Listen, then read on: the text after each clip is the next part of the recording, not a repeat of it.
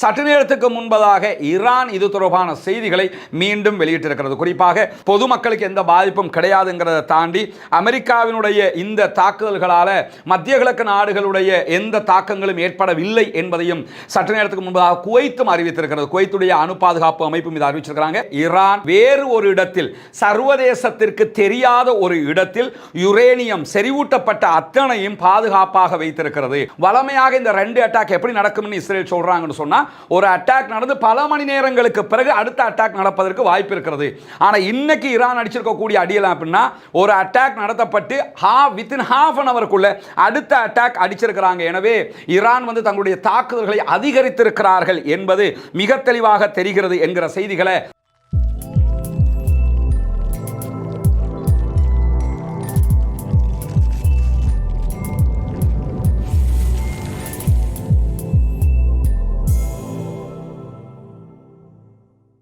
அன்பிற்கினிய சகோதர சகோதரிகளே, நம் அனைவர் மீதும் ஏக இறைவனுடைய அமைதியும் கருணையும் உண்டாகட்டுமாக என்கிற உயரிய பிரார்த்தனைகளோடு, நமக்கெல்லாம் தெரியும் இஸ்ரேல் ஈரான் மேலே அட்டாக் பண்ண ஆரம்பித்து இஸ்ரேல் மேலே ஈரான் அதற்கு பதிலடி தாக்குதல்களை சரமாரியாக 9 நாட்களாக கொடுத்து கொண்டு வரக்கூடிய நேரத்தில் தோல்வியின் உச்சத்தில் இருந்த இஸ்ரேல் தற்போது தனக்கு துணையாக அமெரிக்காவை அழைத்து கொண்டே இருந்த நிலையில் இன்றைக்கு அதிகாலை நேரத்தில் அமெரிக்காவினுடைய விமானங்கள் ஈரானுடைய 3 நியூக்ளியர் ஃபெசிலிட்டிஸ் மேலே அட்டாக் பண்ணியிருக்கிறாங்க. குறிப்பாக போர்ட்டோ அணு ஆயுத நிலையத்தின் மீது தாக்குதல் நடத்தப்பட்டிருக்கிறது. உலகத்திலேயே நம்பர் 1 விமானம், நம்பர் 1 குண்டு. இதுக்கு மேலே உலகத்தில் இந்த பூமிக்கு அடியில் போய் தாக்குதல் நடத்தக்கூடிய எந்த குண்டுகளும் இல்லைங்கிற அளவுக்கு இருக்கக்கூடிய B-52 வகையான குண்டுகள் கொண்டு வந்து இன்றைக்கு அமெரிக்கா ஈரானுடைய இஸ்ஃபஹான், அதே போன்று போர்ட்டோ போன்ற 3 இடங்கள் மேல தாக்குதல்களை நடத்தி இருக்கிறார்கள்.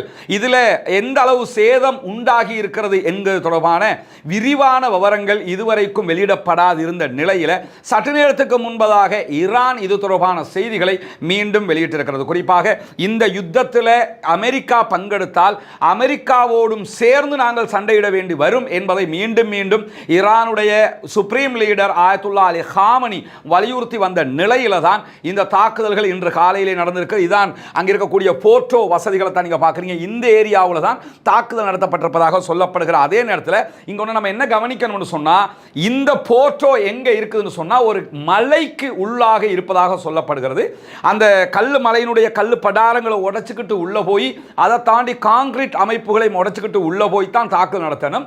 குறிப்பாக உலகத்தில் இருக்கக்கூடிய B-52 வகையான இந்த ஆயுதங்களை கொண்டு எவ்வளவு தூரம் தாக்கலாம் என்று சொன்னா 60 மீட்டர் ஆழம் வரைக்கும் தான் தாக்க முடியும் என்று சொல்லப்படுகிறது. ஆனா இந்த போர்ட்டோ நியூக்ளியர் சைட்டுங்கிறது 80 மீட்டர் ஆழத்தில் அமைய பெற்றிருப்பதாக ஈரான் சொல்லிக் கொண்டிருந்த நிலையில இன்றைக்கு ஆச்சரியமான செய்திகளை தாக்குதலுக்கு பிறகு ஈரான் அறிவித்திருக்கிறது. குறிப்பாக ஈரானுடைய அணுசக்தி அமைப்பு என்ன சொல்றாங்கன்னா, அணுசக்தி நிலையங்கள் தொடர்ந்து தாக்கப்படுகின்றன. ஆனால் அணுசக்தியை, அணுவை செறிவூட்டுகிற, யுரேனியத்தை செறிவூட்டுகிற செயல்பாடுகள் தொடர்ந்து நடைபெறும் என்று அறிவித்திருக்கிறார்கள். ஏன்னா ஈரானுங்கிறது ஒரு பரந்துபட்ட நாடு, மலைகளையும் குன்றுகளையும் கொண்ட நாடு. அதே நேரத்தில் அவர்கள் ஒவ்வொரு நகரத்துக்கு கீழையும் ஏவுகணை நகரங்களை அமைத்திருப்பதாக சொல்லப்படுகிற அதே நேரத்தில் அணு நிலையங்கள் இதெல்லாம் நடக்கும் என்று எப்பயோ முடிவெடுத்து தான் அவங்க அதெல்லாம் செஞ்சுக்கிட்டு இருக்கிறாங்க. பாரசீகம்ங்கிறது கடந்த பல ஆண்டுகளாகவும் இதே மாதிரியான டெக்னிக்கலை தான் அவங்க பயன்படுத்தியிருக்கிறாங்கிறத வரலாற்றில் நம்ம பார்க்க முடிகிற அதே நேரம் இப்படி ஈரானுக்கு மேலே அமெரிக்கா இன்னைக்கு அடிக்கும்னு அவங்க நினைச்சிருக்க மாட்டாங்க. 20 வருஷத்துக்கு முன்னுக்கு அடிச்சிருக்க வேண்டியது இன்னைக்கு லேட்டாகி அடிச்சிருக்கிறாங்க தான் புரிவாங்க. அதனால அவருடைய அனைத்து தயாரிப்புகளும் இதை எதிர்கொள்வதற்கு ஏற்ற விதமாகத்தான் அமைந்திருக்கும் என்கிறத நம்ம புரிஞ்சுக்கிறோம். அதே நேரத்தில் கதிர்வீச்சு அச்சங்கள் குறித்து ஈரான் இன்றைக்கு மீண்டும் பொதுமக்களுக்கு ஒரு அறிவிப்பை விடுத்திருக்கிறாங்க. அமெரிக்காவினுடைய வான்வழி தாக்குதல்களால் பாதிக்கப்பட்ட தளங்கள், வசதிகளுக்கு அருகாமையில் இருக்கக்கூடிய மக்கள் யாரும் பயப்பட வேண்டிய அவசியம் கிடையாது, எந்த விதமான கதிர்வீச்சு அச்சங்களும் கிடையாது என்று சொல்லி இன்றைக்கு ஈரானுடைய தேசிய அணு பாதுகாப்பு அமைப்பினுடைய தலைவராக இருக்கக்கூடிய ரஸா கர்தான் அவர்கள் அறிவித்திருக்கிறார்கள். எனவே பொதுமக்களுக்கு எந்த பாதிப்பும் கிடையாதுங்கிறதை தாண்டி அமெரிக்காவினுடைய இந்த தாக்குதல்களால் மத்திய கிழக்கு நாடுகளுடைய எந்த தாக்கங்களும் ஏற்படவில்லை என்பதையும் சற்று நேரத்துக்கு முன்பதாக குவைத்தும் அறிவித்திருக்கிறது. குவைத்துடைய அணு பாதுகாப்பு அமைப்பும் இதை அறிவிச்சிருக்கிறாங்க. சவுதி அரேபியா ஆல்ரெடி அறிவிச்சிட்டாங்க. இந்த இடத்துக்கு அட்டாக் பண்ணதுனால மத்திய கிழக்கு நாடுகளுக்கும் எந்த பாதிப்பும் ஏற்படவில்லை என்கிறதை தாண்டி இந்த தாக்குதல்களால் என்ன நடக்க போகிறதுங்கிறத பார்த்தீங்கன்னு சொன்னா, ட்ரம்ப் அறிவித்திருக்கக்கூடிய அறிவிப்பு, நாங்கள் இந்த தாக்குதலில் பாரிய வெற்றி பெற்றிருக்கிறோம் என்று சொல்லியிருக்கிறார்கள். ஆனால் பிரச்சனை என்பது அதுவல்ல. ஏன்னு கேட்டா, ஈரானுடைய மிகப்பெரிய யுரேனியம் செறிவூட்ட நிலையமாக இருக்கக்கூடிய போர்ட்டோ மேலதான் அமெரிக்காவினுடைய தாக்குதல்கள் நடத்தப்பட்டிருக்கிறது. ஆனால் கதிர்வீச்சுக்கள் இல்லை என்கிற நிலையில அமெரிக்காவினுடைய தாக்குதல்கள் வெற்றி அடையவில்லை என்பதுதான் பொருட்படும் என்று சொல்லி இன்றைக்கு அல் ஜசீராவினுடைய மிக பிரபலமான ஆய்வாளராக இருக்கக்கூடிய மர்வான் பிஷாரா பல ஆய்வறிக்கைகளை வைத்துக் கொண்டு இன்றைக்கு பேசிக் கொண்டிருக்கக்கூடிய காட்சிகளை நீங்க அல் ஜசீராவில் பார்க்க முடிகிறது. அதே நேரத்தில் ஈரானுடைய சட்டமன்ற உறுப்பினர்கள், பாராளுமன்ற உறுப்பினர்கள் குழு இன்றைக்கு அறிவித்திருக்கக்கூடிய அறிவிப்பில் என்ன சொல்றாங்கன்னு சொன்னா, அமெரிக்காவுடைய தாக்குதல்களால் போர்ட்டோ அணுமின் நிலையத்தில் எந்த விதமான இழப்புகளும் எங்களுக்கு ஏற்படவில்லை என்று சொல்லியிருப்பது மட்டுமல்லாம ஈரான் மற்றும் வளைகுடா நாடுகளுடைய அறிக்கைகளும் இதைத்தான் சொல்கிறது. இப்படி இருக்கிற நேரத்தில் ஈரான் மீது அமெரிக்கா நடத்தி இருக்கக்கூடிய இந்த தாக்குதல்களால் செறிவூட்டப்பட்ட இந்த யுரேனியத்துக்கு எந்த பாதிப்பும் ஏற்படாது என்பதை ஈரான் இன்றைக்கு வேறு விதமாக தெளிவுபடுத்துகிறார்கள். எப்படி தெளிவுபடுத்துறாங்கன்னா, ஏற்கனவே 3 நாட்களுக்கு முன்பதாக ஐஆர்ஜிசியினுடைய தலைவர் என்ன அறிவிச்சிருந்தார்னு சொன்னா, நீங்க எங்களுடைய போர்ட்டோ அணு நிலையத்தின் மீது தாக்குதல் நடத்தினாலும் எங்களுடைய யுரேனியம் செறிவூட்டலை அளிக்க முடியாது அப்படின்னு சொல்லியிருந்தாரு. ஏன்னா உலகத்தில் நம்மள வெளிப்படையாக பார்க்கிறது, போர்ட்டோ அணுமின் நிலையம் 80 அடி ஆழத்தில் இருக்குது, 60 அடி ஆழம் வரைக்கும் தான் இவங்களுடைய குண்டு தாக்குதல் நடத்த முடியும் என்பதுதான் நம்முடைய எல்லாருடைய வழக்கமாக இருக்கக்கூடிய நேரத்தில் ஐஆர்ஜிசி என்ன சொன்னாங்கன்னா, எங்களுடைய செறிவூட்டப்பட்ட யுரேனியம் அத்தனையையும் நாங்கள் வேறு இடத்திற்கு நகர்த்தி விட்டோம் என்று சொல்லியிருந்தாங்க. எனவே உலகத்துக்கு அவங்க போர்ட்டோவை காட்டுறாங்க, இஸ்பஹானை காட்டுறாங்க, தப்ரீஸை காட்டுறாங்க, மற்ற இடங்களை காட்டுறாங்க. உண்மையிலேயே ஈரான் வேறு ஒரு இடத்தில், சர்வதேசத்திற்கு தெரியாத ஒரு இடத்தில் யுரேனியம் செறிவூட்டப்பட்ட அத்தனையும் பாதுகாப்பாக வைத்திருக்கிறது. அந்த இடத்தில் அவர்கள் அணு ஆயுதத்தை தயாரிக்கக்கூடிய செயல்பாட்டை முன்னெடுக்கிறார்கள் என்பது அத்தனை பேருக்கும் தெரியாத ஒரு ரகசியத்தை இன்றைக்கு அவர்கள் வெளிப்படுத்தி இருக்கிறார்கள். எனவே மொசாதோ, அமெரிக்காவினுடைய உளவு பிரிவுகளோ கண்டறியாத ஒரு இடத்தில் அவர்கள் செறிவூட்டப்பட்ட யுரேனியத்தை பாதுகாத்து விட்டார்கள் என்பதை சற்று நேரத்துக்கு முன்பதாகவும் மீண்டும் ஈரான் அறிவித்திருக்கிறது. எங்களுடைய செறிவூட்டப்பட்ட யுரேனியத்தை நாங்கள் வேறு இடத்திற்கு நகர்த்தி இருக்கிறோம். நீங்க போர்ட்டோ மேல அட்டாக் பண்றதுனால எங்களுக்கு எந்த இழப்பும் இல்லை. கட்டடங்கள் அழிக்கப்படலாம், மற்றவை அழிக்கப்படலாமே தவிர யுரேனியத்தை நீங்க அழிக்க முடியாது என்று சொல்லியிருக்கிறாங்க. அதனாலேயோ என்னவோ கதிர்வீச்சு எதுவும் இவ்வளவு அட்டாக் பண்றான். இதுக்கு முன்னாடி இஸ்ரேல் பலமுறை அட்டாக் பண்ணிட்டான், எந்த ஒரு கதிர்வீச்சையும் வெளியே வரலை. இருந்தால் தானே வெளியே வரும் என்று சொல்லி ஈரான் சொல்கிறார்கள். என்ன நடக்கிறது என்பதை பொறுத்திருந்து பார்க்க முடியும். அதே நேரத்தில் அமெரிக்காவினுடைய குண்டுகள் வீசி தாக்கப்பட்ட 3 தளங்களும் முற்றுமுழுதாக அளிக்கப்பட்டிருந்தாலும் அவர்களுடைய அணு செறிவூட்டலுக்கு எந்த பாதிப்பும் வராது என்று சொல்லி இன்றைக்கு மர்வான் பிஷாரா பல ஆய்வறிக்கைகளை மேற்கொண்டு சொல்லக்கூடிய காட்சிகளை நம்ம பார்க்க முடிகிறது. அதே நேரத்தில் இஸ்ரேலுடைய விமான நிலையம், அதே போன்று இஸ்ரேலுடைய ஆய்வு தளங்கள் ஆகியவற்றை சற்று நேரத்துக்கு முன்பதாக தாக்கி அளித்திருக்கிறது ஈரானுடைய ஐஆர்ஜிசி. காலையிலேயே அமெரிக்கா ஈரானுடைய அணு நிலையங்கள் மீது தாக்குதல் நடத்தியிருந்த நேரம் சற்று நேரத்துக்கு முன்பதாக ஹைஃபா உள்ளிட்ட பல நகரங்கள் மேல ஈரான் தாக்குதல்களை மாறி நடத்தி இருக்கிறது.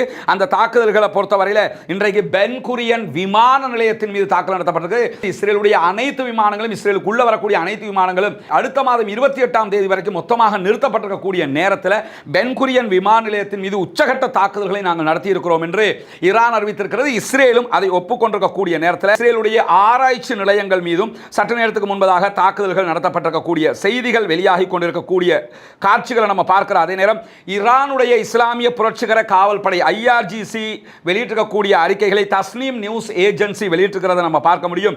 இந்த தாக்குதல்களை நீண்ட தூர திரவ மற்றும் திட எரிபொருள் ஏவுகணைகள் பயன்படுத்தப்பட்டிருக்கிறது. ஈரானுடைய ஏவுகணைகளை பொறுத்தவரையில் திரவ எரிபொருள்கள் பயன்படுத்தக்கூடிய ஏவுகணைகளும் இருக்கிறது, அதே நேரத்தில் திட எரிபொருள்கள் பயன்படுத்தக்கூடிய ஏவுகணைகளும் இருக்கிறது. இந்த 2 வகையான ஏவுகணைகள் மூலமாக தாக்குதல்கள் நடத்தப்பட்டிருப்பதாக தஸ்னீம் நியூஸ் ஏஜென்சி வெளியிட்டிருக்கக்கூடிய செய்திகளில் சொல்றது மட்டுமல்லாம, ஏவுகணை தாக்குதல்களுக்கு பிறகு டெல் அவிவ் மற்றும் ஹைஃபாவில் பரந்த அளவில் சேதம் ஏற்பட்டிருக்கிறது என்கிறது இஸ்ரேலி ஹயோம் என்கிற இஸ்ரேலுடைய பத்திரிகை. அதை வழிமொழியும் விதமாக இஸ்ரேலி டுடே இன்றைக்கு நியூஸ் வெளியிட்டிருக்க ஜெருசலம் போஸ்ட் ஆகிய பத்திரிகைகளும் இன்றைக்கு ஈரான் இஸ்ரேல் மேல நடத்தியிருக்கக்கூடிய தாக்குதல்கள் உச்சமான தாக்குதல்கள் என்கிற செய்திகளை சொல்லியிருக்கிறார்கள். ஈரான் 2 சரமாரி ஏவுகணைகளை ஏவியது.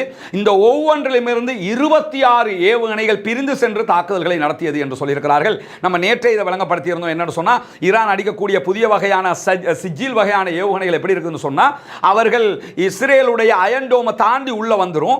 உள்ள வந்ததற்கு பிறகு தாக்குவதற்கு சற்று நேரத்துக்கு முன்பதாக என்ன ஆகும் கேட்டா, அந்த ஒரு ஏவுகணையிலிருந்து 26 கிளை ஏவுகணைகள் பிரிந்து சென்று தாக்குதல்களை நடத்தும். அதை யாரும் தடுக்க முடியாத லெவலுக்கு அந்த தாக்குதல்கள் அமைகிறது என்பதுதான் இந்த இடத்துல முக்கியமானது. குறிப்பாக இந்த தாக்குதலை பற்றி சொல்லக்கூடிய இஸ்ரேலி ஹயோம் என்கிற இஸ்ரேலுடைய பிரபலமான பத்திரிகை தலைப்புச் செய்தியாக என்ன சொல்றாங்கன்னு சொன்னா, இலக்கு வைக்கப்பட்ட பகுதிகள் மிகப்பெரிய பகுதிகள், பாரிய அழிவுகள் உண்டாகி இருக்கிறது. இன்றைக்கு நிறைய போட்டோஸும் வீடியோக்களும் சற்று நேரத்துக்கு முன்பதாக நடந்த தாக்குதல்கள் நம்முடைய டெலிகிராம் சேனல்ல போட்டுக்கிறோம். டெலிகிராம் சேனல்ல இணையாத சகோதரர்கள் வாட்ஸ்அப் சேனல்ல டெலிகிராமுடைய லிங்கை போட்டுறோம். அதில் இணைஞ்சுக்கிறங்க. அதே நேரத்தில் நம்முடைய ஃபேஸ்புக் தளத்திலையும் டெலிகிராம் லிங்கை நம்ம பகிர்ந்து விடுவோம். இப்போ ரஸ்மின் MISC என்கிற ஃபேஸ்புக்கில் நீங்கள் போய் என்ன செய்யலாம்னா டெலிகிராம் சேனலுடைய லிங்கை பார்த்து கொள்ளலாம், அதில் இணைஞ்சு கொள்ள முடியும் என்கிற தெரிவித்துக் கொள்கிறார். அதே நேரம் ஆக்கிரமிக்கப்பட்ட கோலன் பகுதிகள், அதே போன்று கோலன் ஹைட்ஸ் பகுதி, அதே நேரத்தில் அப்பர் கலீலி, இந்த பகுதிகளில் எல்லாமே இன்றைக்கு தாக்குதல்கள் நடத்தப்பட்டிருக்கிறது. நார்த்து அதே போன்று சென்ட்ரல் கடலோர பகுதிகளிலையும் இன்றைக்கு தாக்குதல்களை நடத்தி இருக்கிறது ஈரான் என்கிற தகவல்கள் வெளியாகி இருக்கிறது. இதில் என்ன இன்னொரு முக்கியமான விஷயம் என்று கேட்டால் 10 தனித்தனியான இடங்கள் மீது நேரடியான தாக்குதல்களை ஈரான் நடத்தி இருக்கிறது. 10 இடங்கள் ஒரே நேரத்தில் அட்டாக் பண்ணப்பட்டிருக்கு. ஆனால் தனித்தனி ஏவுகணை தாக்குதல்களாக நடத்தப்பட்டிருக்கிறது. இதில் இதுவரைக்கும் 16 பேர் படுகாயம் அடைந்திருப்பதாக இஸ்ரேலிய ஹெல்த் மினிஸ்ட்ரி அறிவிச்சிருக்கிறாங்க. அது எந்த அளவுக்கு உண்மை பொய்ங்கிற பிரச்சனை நமக்கெல்லாம் தெரியும். அதை தாண்டி இன்றைக்கு நடத்தப்பட்ட தாக்குதல்கள் எவ்வளவு நெருக்கமான தாக்குதல்கள் என்று சொன்னால், ஒவ்வொரு இடத்திலும் நடத்தப்பட்ட 2 தாக்குதல்கள், ஒரே நேரத்தில் 2 அட்டாக் பண்றாங்க. வளமையாக இந்த 2 அட்டாக் எப்படி நடக்கும்னு இஸ்ரேல் சொல்றாங்கன்னு சொன்னா, ஒரு அட்டாக் நடந்து பல மணி நேரங்களுக்கு பிறகு அடுத்த அட்டாக் நடப்பதற்கு வாய்ப்பு இருக்கிறது. ஆனா இன்னைக்கு ஈரான் அடிச்சிருக்கக்கூடிய அடியெல்லாம் அப்படின்னா, ஒரு அட்டாக் நடத்தப்பட்டு வித்தின் ஹாஃப் அன் அவருக்குள்ள அடுத்த அட்டாக் அடிச்சிருக்கிறாங்க. எனவே ஈரான் வந்து தங்களுடைய தாக்குதல்களை அதிகரித்திருக்கிறார்கள் என்பது மிக தெளிவாக தெரிகிறது என்கிற செய்திகளை இன்றைக்கு இஸ்ரேலுடைய ஹயோம் வெளியிட்டிருக்கக்கூடிய செய்திகள் இருந்து பார்க்கிற அதே நேரத்தில் மேற்கு ஈரான் பகுதிகளில் ஈரானுடைய இலக்குகளுக்கு எதிராக நாங்களும் தாக்குதல்களை நடத்தி இருக்கிறோம் என்கிறது இஸ்ரேலும் சற்று நேரத்துக்கு முன்பதாக ஈரானுடைய பகுதிகள் மேல தாக்குதல்களை நடத்தி இருக்கிறது. குறிப்பாக அந்த தாக்குதல்களில் தெஹரானுடைய பகுதிகளும் சிலது பாதிக்கப்பட்டிருப்பதாக ஈரானே செய்திகளை வெளியிட்டிருக்கிறார்கள். எனவே ஈரான் மேலே இஸ்ரேல் தாக்குதல்களை எவ்வளவு நடத்தினாலும் ஈரானுடைய தாக்குதல்கள், பாலிஸ்டிக் மிசைல் தாக்குதல்கள் தாங்க முடியாத அளவுக்கு உச்சமான தாக்குதல்கள் என்பது அத்தனை பேருக்கும் தெரியும். இப்படியான நிலையில் ஈரான் மீது அமெரிக்கா மேலதிக தாக்குதல்களை நடத்துவதற்கு தயாராகி வருவதாக தெரிவிக்கப்படுகிறது. அதை ஈரானும் எதிர்கொண்டுதான் இருக்கிறாங்க, வரும் என்று தெரியும். அப்படி மேலதிக தாக்குதல்கள் நடத்தப்பட்டால் சில நேரங்களில் அணு நிலையங்கள் மீதான தாக்குதல்கள் நடத்தப்பட்டதற்கு ஈரான் பதிலடி கொடுக்காமலும் இருக்கலாம். ஆனால் பொதுமக்கள் மீது அல்லது வேறு இடங்களுக்கு அமெரிக்கா தாக்குதல்களை நடத்துகிற போது ஈரான் நேரடியாக அவர்களுடைய இலக்குகள் மீது தாக்குதல் நடத்தலாம். அல்லது ஈரானுடைய ப்ராக்ஸிஸ் இருக்கிறாங்க, யமனில் இருக்கக்கூடிய ஹூதிகள் அல்லது ஹெஸ்புல்லாக்கள் அல்லது கதாயிப் ஹிஸ்புல்லா என்கிற ஈராக்கில் இருக்கக்கூடிய அமைப்பு, இந்த அமைப்புகள் ஊடாக அடுத்த தாக்குதல்களை ஈரான் நடத்துவதற்கான வாய்ப்புகள் இருக்கிறது என்பதையும் இன்றைக்கு பல ஆய்வாளர்கள் சொல்லக்கூடிய செய்திகள் அல் ஜசீராவில் நம்ம டைரக்டா பார்க்க முடிகிறது. அதே நேரம் இன்றைக்கு அதிகாலையிலேயே ஈரான்ல மொசாது உளவாளி ஒருவனுக்கு தூக்கு தண்டனை விதிக்கப்பட்டிருக்கிறது என்கிற செய்திகளும் வெளியாகி இருக்கிறது. என்னதான் சொல்லுவாங்கல்ல, பரபரப்புக்கு மத்தியில் ஒரு கிளுகிழுப்புன்னு, என்ன நடந்தாலும் சரி எங்க வேலையில் நாங்கள் கவனமாக இருப்போம் என்று சொல்லி மொசாதுடைய உளவாளிகள் ஒவ்வொரு நாளும் தூக்கிலிடப்படுகிறார். இதுவரைக்கும் 17 பேரை தூக்கிலிட்டிருக்கிறது. இந்த 9 நாளைக்குள்ள 17 பேருக்கு மரண தண்டனை விதித்திருக்கிறது. ஈரான் மொசாதுக்கு உளவு வேலை பார்த்தா அத்தனை பேருக்கும் கைமாதான் என்று சொல்லி அறிவிச்சிருக்கிறாங்க.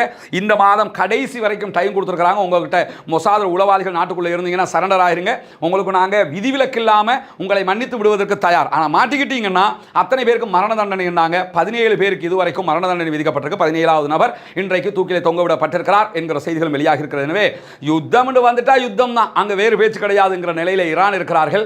எந்த விதமான யோசனையும் இல்லாமல் அமெரிக்கா மீது தாக்குதல் நடத்துவதற்கு தயாராகி இருக்கிறார்கள் என்பது தெரிகிறது. ராஜதந்திர நடவடிக்கைகள் ஒருபுறம் நடந்து கொண்டிருந்தாலும் மறுபுறமாக அவருடைய தாக்குதல்கள் தொடரும் என்பதை இன்றைக்கு உடனடியாக ஈரான் இஸ்ரேல் மீது நடத்தியிருக்கக்கூடிய தாக்குதல்கள் இருந்து தெரிய வருகிறது. தொடர்ந்து இணைந்திருங்கள். ரஸ்மின் டாக்ஸ் என்கிற நம்முடைய இந்த சேனலை சப்ஸ்கிரைப் செய்யாத சகோதரர்கள் சப்ஸ்கிரைப் செய்து இணைந்து கொள்கிற அதே நேரம் உண்மை செய்திகளை மற்றவர்களும் அறிந்து கொள்கிற விதமாக இதை மற்றவங்களுக்கும் கொண்டு போய் சேருங்க. நிறைய ஸ்ப்ரெட் ஆகிற பொய்களை நம்ம பார்க்கிறோம். அதே நேரத்தில் ஈரானுக்கு சப்போர்ட் பண்றோம்ங்கிற பேர்லையும் பல பேரும் ஓவராக சில செய்திகளை சொல்றதையும் நம்ம பார்க்கிறோம். எனவே இருப்பதை போன்று சொன்னால் மாத்திரம் போதுமானது.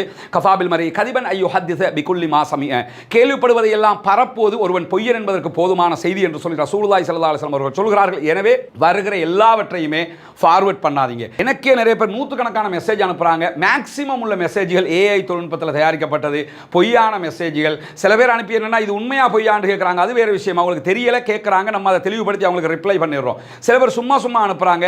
தயவு செய்து எனக்கு அனுப்பினா பிரச்சனை இல்லை, வேற யாருக்கும் அப்படி அனுப்பிடாதீங்கன்னா பொய்யை தவிர்க்கிறதுக்காக வேண்டித்தான் இரவு பகலாக உட்கார்ந்து நம்ம இந்த செய்தியை சொல்லிக்கிட்டு இருக்கிறோம். வேலை வெட்டியெல்லாம் விட்டுவிட்டு இதை சொல்லிக்கிட்டு இருக்கிறோம். இது நம்முடைய தொழில் அல்ல. அதனால தான் நம்முடைய வீடியோவை யாருன்னாலும் பதிவேற்றுக்கொள்ளுங்க என்று சொல்லியிருக்கிறோம். நிறைய சகோதரர்கள் மெசேஜ் அனுப்புறீங்க, உங்கள் வீடியோவை நாங்கள் எங்கள் சேனலில் போட்டுக்கிறவான்னு தாராளமாக பதிவு செய்து கொள்ள முடியும், போட்டுக்கிறங்க. ஆனால் டேட்டை மாற்றாதீங்க, டேட்டை மறைக்காதீங்க. மேலே ஒவ்வொருத்தரும் கேட்குறாங்க உங்கள் வீடியோவில் டேட் எங்கன்னு. ரைட் சைட் மேல் மூலையில் இந்த இடத்துல ஒவ்வொரு நாளும் வீடியோவில் நம்ம டேட் போட்டிருக்கிறோம். இந்த டேட்டை மறைக்காதீங்க, எந்த எடிட்டிங்கும் பண்ணாதீங்க, இருக்கிறத இருக்கிற மாதிரியே பதிவேற்றம் பண்ணுங்க.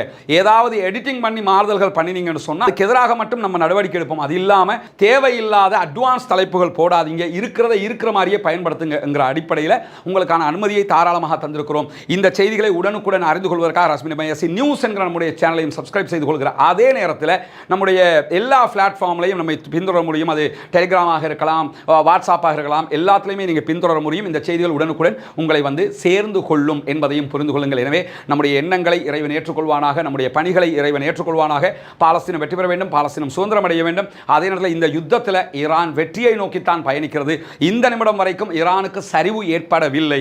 குறிப்பாக அவர்களுடைய முழு நோக்கமும் அவர்களுடைய நியூக்ளியர் சைட்டை பாதுகாக்கிறதுங்கிறது தெளிவாக தெரியும். நியூக்ளியர் சைட்டுனா நியூக்ளியர் வைத்திருக்கக்கூடிய இடங்கள் அல்ல, அவங்க செறிவூட்டப்பட்ட யுரேனியம் 400 அளவுக்கு அவங்க செறிவூட்டி இருக்கிறாங்கன்னு சொல்லப்படுகிற 9 அணு ஆயுதங்களை அவர்கள் தயாரிக்கிற பலத்தோடு இருக்கிறார்கள் என்று சொல்லப்படுகிறது.